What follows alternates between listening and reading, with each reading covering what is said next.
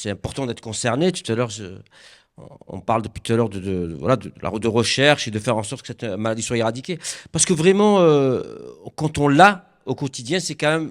Bon, je ris, et on fait en sorte quand même que ce soit plutôt gai comme message et de prendre ça sous l'angle de l'humour. Mais c'est quand même quelque chose de lourd à porter, c'est contraignant. Hier, on entendait tous ces témoignages. Mais oui, effectivement, au quotidien, c'est pas si simple. C'est pas si simple parce que c'est des interventions chirurgicales, c'est un suivi médical, il faut faire de la kiné.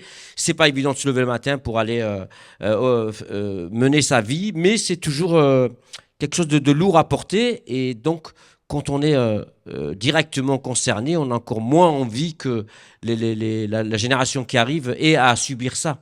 Parce que la médecine fait des progrès extraordinaires, qu'il se passe des choses extraordinaires qu'on aurait bien voulu malgré tout avoir il y a quelques années. Moi, je l'ai eu à l'âge de 1 an. J'ai 56 ans aujourd'hui. Alors, je pourrais espérer guérir, mais j'espère que non, parce que sinon je vais perdre mon travail. Aujourd'hui, c'est quand même la polio qui me fait travailler. C'est quand même paradoxal de devoir ma vie à ma maladie. Mais voilà, mais quand même, ça vaut vraiment pas le coup de l'avoir. Et c'est vachement important de porter le message comme ça. Et puis moi, je suis très fier parce que je fais beaucoup de conférences pour parler de handicap. Je ne parle pas que de la polio, mais souvent, je cite notre combat ici. Et c'est un combat qui est suivi, qui est soutenu par tout le monde. Donc, c'est voilà, dire qu'on est à l'origine de la disparition de la polio, c'est vraiment un beau programme, je trouve. On pourrait dire que c'est pratiquement un programme olympique pour toi, non? Quasiment, oui, un programme paralympique.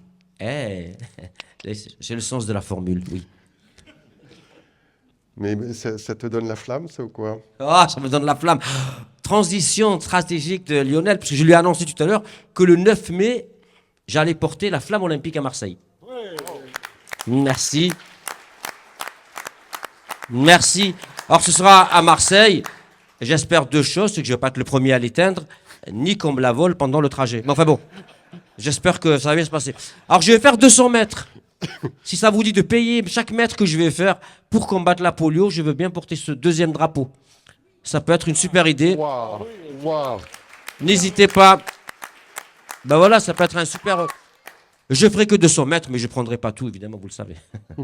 On pourra faire un paiement au centimètre, hein, ce sera peut-être plus ben oui. important pour... Et alors, je vais aller très doucement, parce qu'il y aura tous les médias du monde. Je vais quand même y aller tout doucement pour qu'on me voit bien et qu'on voit notre combat. Alors, c'est triste parce que j'ai demandé, je vous dis, parce que j'ai vraiment demandé à porter le t-shirt. Malheureusement, c'est un protocole qui est, vous savez ce que sont les protocoles, qui est très, très, très, très... voilà, ils sont assez rigides, on va dire. Et malheureusement, j'aurai pas je pourrais pas porter de t-shirt. Mais si je retrouve un petit truc là à mettre autour du poignet et tout, je le ferai avec plaisir. On va trouver. Ou peut-être une casquette, je vais essayer. La casquette, je veux bien essayer. On va trouver. On va On va trouver quelque chose, ça serait bien de, voilà, en cette année olympique et paralympique, de aussi montrer le message de la polio.